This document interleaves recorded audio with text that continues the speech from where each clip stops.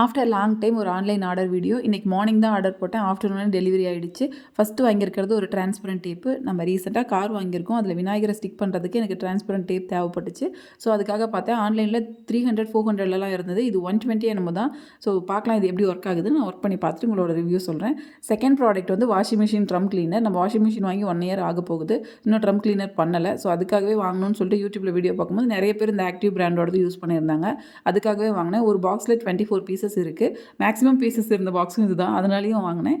So ஒரு unit வாங்க முடியாது, 2 தான் வாங்கணும். ஸோ இன்னும் யூஸ் பண்ணல. யூஸ் பண்ணி பார்த்துட்டு இதோட ரிவ்யூஸும் நான் சொல்கிறேன்.